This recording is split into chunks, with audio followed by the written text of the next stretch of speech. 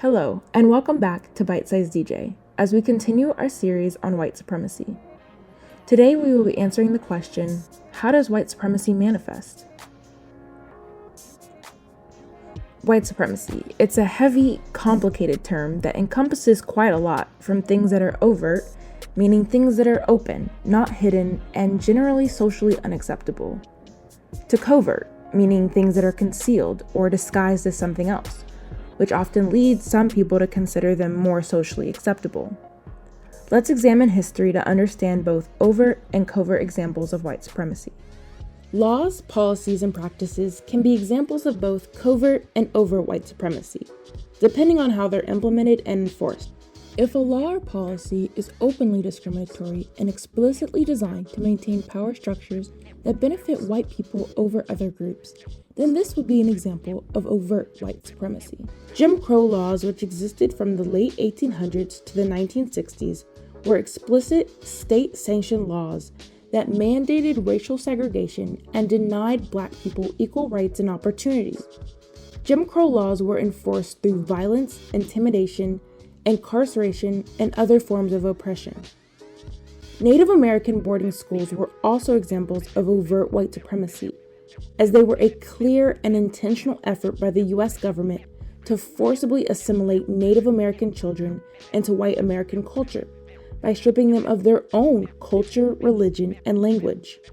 And finally, the Chinese Exclusion Act of 1882 prohibited Chinese laborers from immigrating to the U.S., made it extremely difficult for Chinese immigrants who previously left the U.S. from returning, and prevented Chinese immigrants who were current U.S. residents from gaining access to citizenship.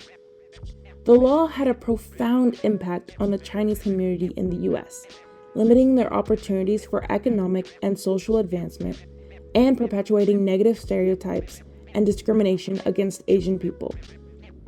There have also been examples of laws or policies written in a way that appeared to be non-discriminatory, but still disproportionately harm certain racial groups, which are examples of covert white supremacy. Voter ID laws that require individuals to present a government-issued ID in order to vote are an example of covert white supremacy.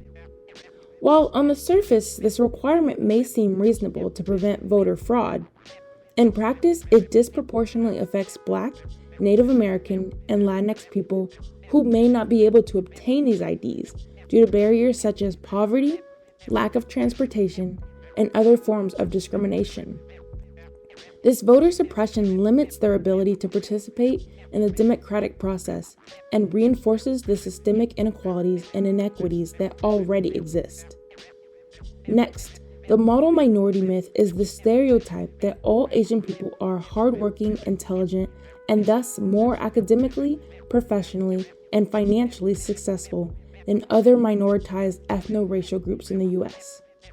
While many consider this to be a covert example, it is actually an overt example rooted in anti-Blackness. Let's quickly break this down. Following the end of World War II, Japanese Americans who were forced into internment camps were released and instructed to assimilate into white society in order to rehabilitate their image in the U.S. The term model minority was first introduced in a 1966 New York Times article in opposition to the civil rights movement. Specifically, white America cited the success of Asian Americans as a reason for Black Americans to conform to racial segregation and instead uplift their community through education and by following the, quote, model of Asian Americans who, despite being oppressed, worked hard and achieved success, unquote.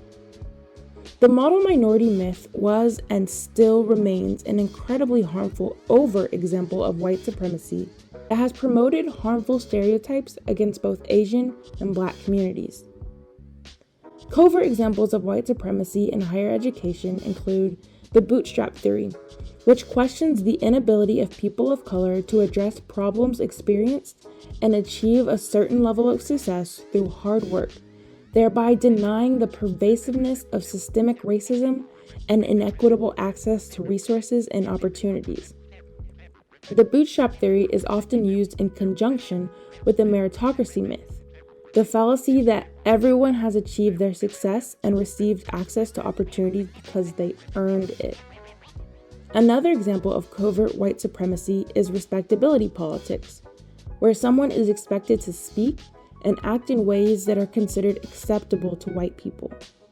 This includes avoiding appearing threatening, angry, or confrontational, and not challenging those in positions of power. Similarly, tone policing denies people of color the ability to express emotions by focusing on how something is stated rather than the message itself. Whether overt or covert, the result of white supremacy is the same: the perpetuation of inequality and the maintenance of power structures that benefit white people at the expense of others. So you might be asking, what does this mean for me? We're glad you asked. In classrooms, white supremacy can show up in a number of ways if we're not consistently examining and correcting our practices. We must ask ourselves, is this curriculum reflecting the contributions and perspectives of only European cultures? Does it include symbols or terms that are harmful to specific racial and ethnic groups? Do I label students and colleagues as angry, aggressive, intimidating, or unprofessional, especially when they speak directly? Do I assume that everyone has the same access to resources and opportunities because they are all sitting in the same classroom? Do I make assumptions about which students work hard and which don't based on their race or ethnicity? Do I automatically give students a nickname because I think their name is too hard to pronounce? These questions are just a start, but they can help all of us course correct so we are collectively heading in the right direction.